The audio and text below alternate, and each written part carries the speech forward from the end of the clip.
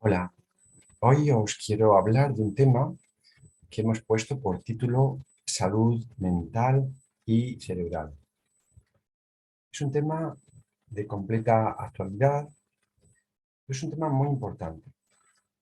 Lo que queremos hacer con esta presentación es, a su vez, presentaros una conferencia más amplia que forma parte también de un programa, de un curso que llamamos Salud Natural y Crecimiento Personal. Dentro de ese curso, uno de los temas importantes es el tema de la salud mental y cerebral. En este curso, en esta conferencia, planteamos la íntima relación que hay precisamente entre el cerebro y el sistema nervioso con cada una de las partes de nuestro organismo. Cada vez es más conocido, es más estudiada, precisamente esa relación tan estrecha, tan profunda, con cada parte, con cada órgano, con cada sistema. El cerebro con los órganos, el cerebro con la parte inmunológica, el cerebro con la parte endocrina y, por supuesto, el cerebro con la parte psicológica. En este estudio del cerebro y del sistema nervioso encontramos precisamente esta relación en la que comentamos a lo largo de todo el curso. La íntima relación que hay entre lo físico, lo psicológico, lo energético y lo espiritual. Dentro de la neurología, dentro de la medicina, se habla hoy día de la psiconeuroinmunoendocrinología, precisamente en esa síntesis, en esa búsqueda y en esa relación tan importante que hay en este caso. Como en cada uno de los temas, nosotros abordamos en la charla, en la conferencia, no solamente el estudio de esa parte física, sino también buscamos la parte psicológica y la parte más trascendente, e incluso el significado que tiene ese órgano en relación a ese crecimiento personal.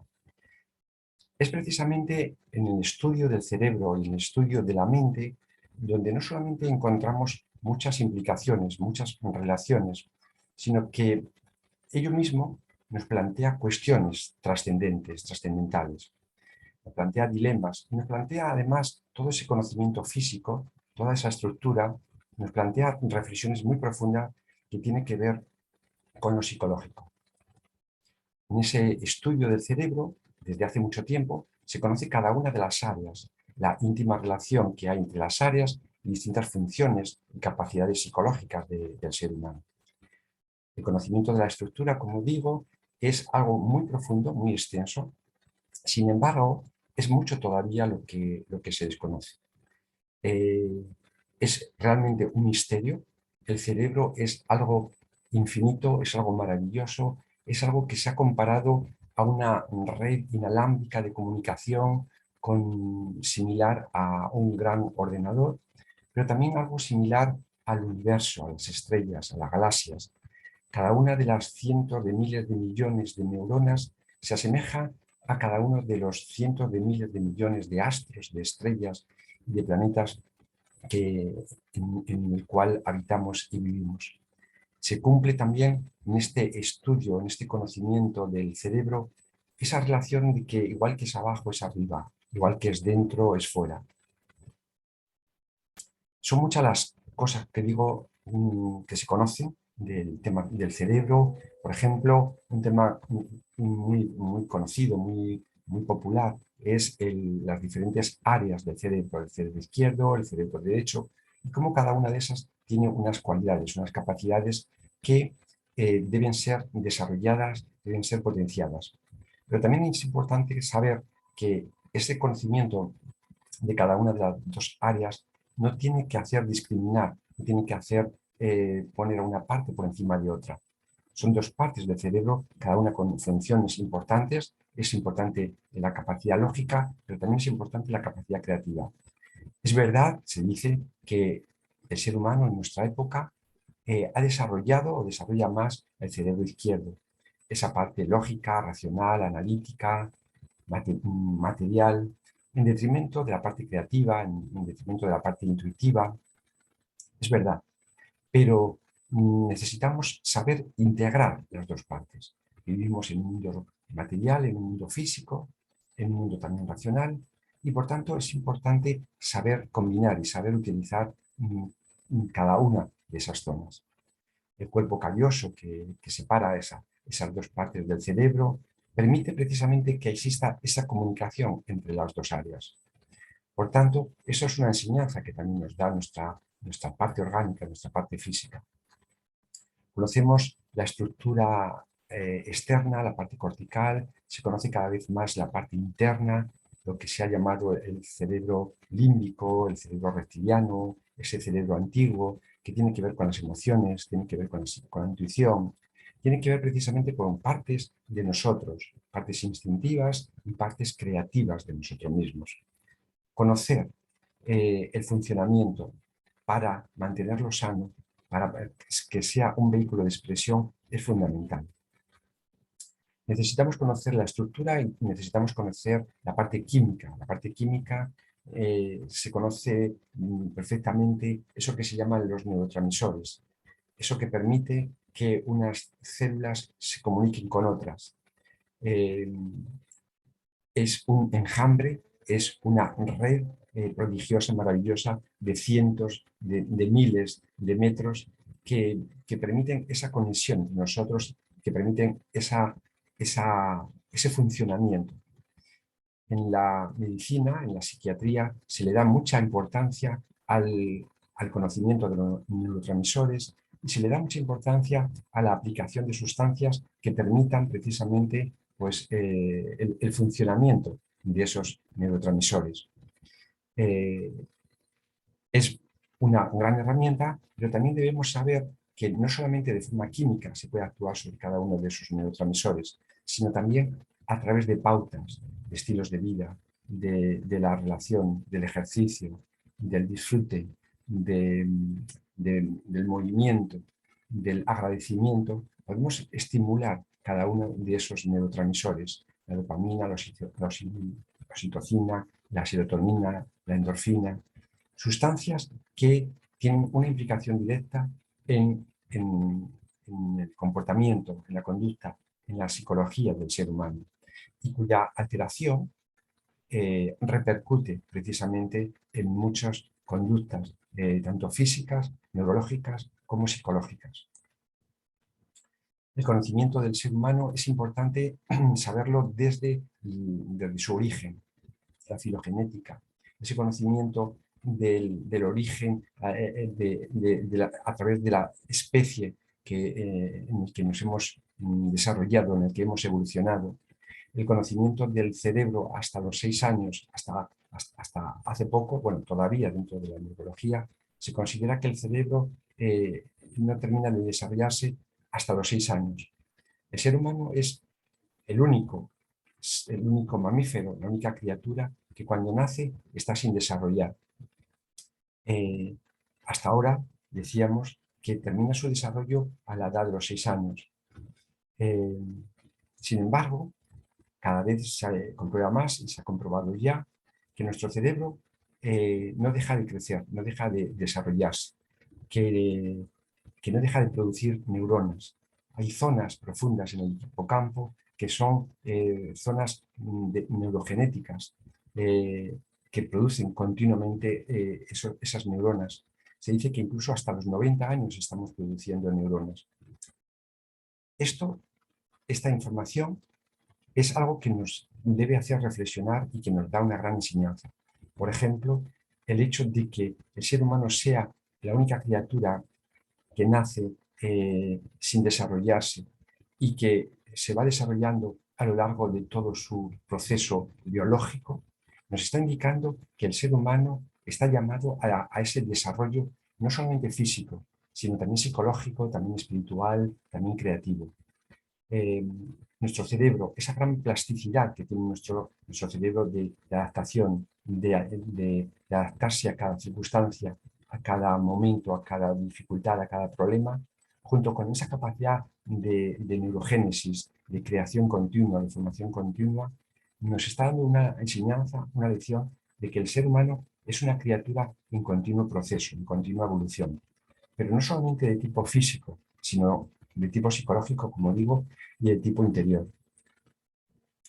El conocimiento de la psicología y el conocimiento de la biología nos ha permitido también darnos cuenta de que hay muchos elementos, muchas sustancias que perjudican a nuestro cerebro, a nuestro sistema nervioso, incluso desde niños. Tóxicos, alimentos, estímulos, relaciones, conflictos, un tipo de educación, hace que el niño pues, desarrolle patologías, alteraciones de conducta, problemas de aprendizaje, problemas de atención, problemas de relación cada vez más frecuentes. Estados psicológicos como la depresión cada vez afectan más a los niños y a los adolescentes. Dentro de o desde la biología y desde la psiquiatría se insiste en la producción o en la incapacidad de esas sustancias químicas, de esos neurotransmisores. Pero es importante tener en cuenta todos los demás factores ambientales, todos los estímulos que de alguna forma influyen sobre el cerebro e incluso los tóxicos, los aditivos de muchos alimentos se sabe perfectamente que son tóxicos cerebrales. En los niños, pero también en los adultos, hay una serie de patologías neurodegenerativas, como el Parkinson, como el Alzheimer, como la demencia, que son auténticos problemas, no solamente para la persona que lo sufre, sino también para las personas que rodean al enfermo, a todo su entorno. La demencia, que puede parecer o se puede considerar como un proceso natural de envejecimiento, es algo que cada vez afecta a más personas y cada vez de forma más temprana. La demencia, como cualquier otra patología, nos tiene que hacer plantear cuestiones acerca de nuestro estilo de vida, acerca de nuestra alimentación, acerca de todo lo que recibimos. Todo eso externo influye de forma más directa que incluso la genética que podamos tener. Todo eso externo unido también a pautas psicológicas que existen dentro de nosotros y que terminan agotando precisamente la energía vital, la energía cerebral, son causas directas de cada una de esas patologías. En el curso hablamos de forma muy clara de elementos, de remedios, así como de las causas que ocasionan esas patologías. Y existen hoy día muchas herramientas que podemos utilizar. Lo mismo que ocurre con otras patologías mentales, como el tema de la depresión, el tema de la esquizofrenia, que también, desgraciadamente, son cada vez más frecuentes.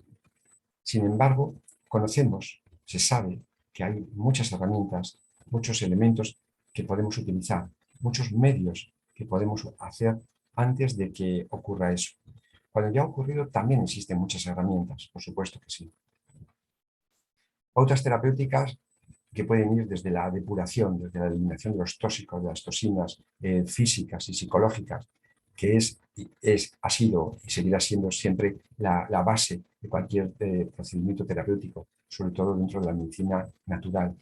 Hacer una buena depuración y evitar los tóxicos permite que nuestro sistema nervioso y nuestro cerebro, en la mayoría de los casos, se recupere, precisamente por esa capacidad de neurogénesis que decíamos antes. Pero también al cerebro y al sistema nervioso hay que aportarle la nutrición adecuada, cosa que no se hace normalmente. Normalmente le aportamos demasiados tóxicos. Existe un conocimiento ancestral que hoy día, a través de la farmacología, pues conocemos los principios activos de las plantas y sabemos cómo hay remedios herbarios que permiten precisamente la ayuda o la solución de muchos de esos problemas. Por supuesto, el aporte de sustancias, vitaminas, minerales, oligoelementos en las dosis adecuadas permite evitar la oxidación del cerebro, permite evitar la intoxicación de las células, de las neuronas, y por tanto podemos hacer mucho. Pero también conocimientos ancestrales, como la medicina tradicional china, nos enseñan a manejar la energía que mueve cada una de las partes de nuestro organismo, incluido también el cerebro.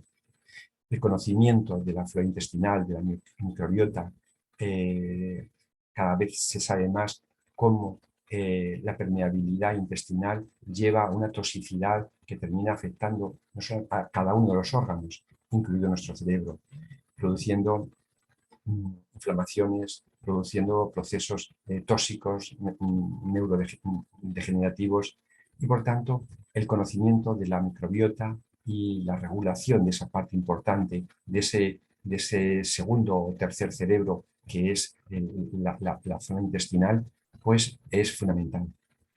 El conocimiento de la reflejoterapia, sabemos perfectamente cómo nuestro cerebro se refleja en varias partes de nuestro cuerpo, la planta del pie, las orejas, la nariz, el cráneo, y cómo el actuar de forma refleja sobre esas zonas permite estímulos interesantes. Por supuesto, el ejercicio físico se ha demostrado fundamental para el equilibrio no solamente mental, sino también cerebral. El ejercicio físico, el deporte, pero también ciertos ejercicios de coordinación permiten activar distintas áreas, distintas zonas del cerebro.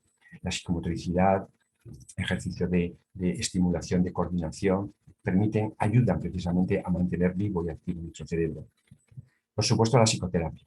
La psicoterapia normal ayuda, la psicología positiva, distintas técnicas psicológicas ayudan a que el ser humano pueda gestionar sus pensamientos, sus emociones, permite una mejor relación, permite la comprensión de muchos procesos que nos ocurren. Por supuesto que sí. Pero nosotros hablamos además de la psicoterapia y del valor de la psicoterapia, de la psicología de la conciencia. Un aporte basado en los conocimientos de Oriente, de Occidente, basado en el autoconocimiento, que permiten saber qué es lo que hay dentro de nosotros, permiten saber qué elementos psicológicos nos afectan física, biológicamente, neurológicamente, de forma directa, y a través de la psicología de la conciencia y de técnicas milenarias permitimos no solamente tener ese control de la mente, pero podemos relajar nuestra mente, relajar nuestras emociones, podemos hacer un proceso de creación. Decíamos al principio que el cerebro influye sobre los órganos. También los órganos influyen sobre el cerebro, lo vemos en la microbiota, en el estudio de la microbiota y del intestino, pero también los pensamientos influyen sobre los órganos y en este caso influyen también sobre el cerebro. El estudio del cerebro nos plantea, como decía al principio, cuestiones muy importantes, muy interesantes, que muchos sabios a lo largo del tiempo se han hecho y se siguen haciendo. Un tema muy interesante que tratamos en el curso, a lo largo del curso, en la conferencia, es intentar responder a esta cuestión. ¿Es lo mismo el cerebro que los pensamientos, las emociones o la conciencia? Para la neurología, para la psiquiatría, el cerebro, la parte química y la estructura cerebral son los responsables, son los creadores de los pensamientos y de las emociones e incluso de la consciencia. Sin embargo, sabemos que a través de los pensamientos podemos generar emociones y que a través de los pensamientos podemos actuar también sobre la parte física, incluida el cerebro, produciendo esos neurotransmisores de los que hablábamos antes. La conciencia se considera una parte distinta a los pensamientos y a las emociones. Y obviamente es así, porque la conciencia permite hacernos conscientes de los pensamientos y de las emociones. Y la conciencia permite actuar sobre esos pensamientos y esas emociones. Y a su vez permite actuar sobre la conciencia. Hay muchas experiencias cercanas a la muerte, muchas experiencias extracorpóreas, experiencias de sueño lúcido, que han permitido y permiten a muchas personas darse cuenta precisamente de que somos algo distinto al cuerpo físico, incluido el cerebro. La meditación, la autoobservación, permite observar los pensamientos y las emociones al margen de todo ese proceso, de todo ese movimiento. Otra cuestión también que se plantea es si existe una conciencia individual al margen del cuerpo.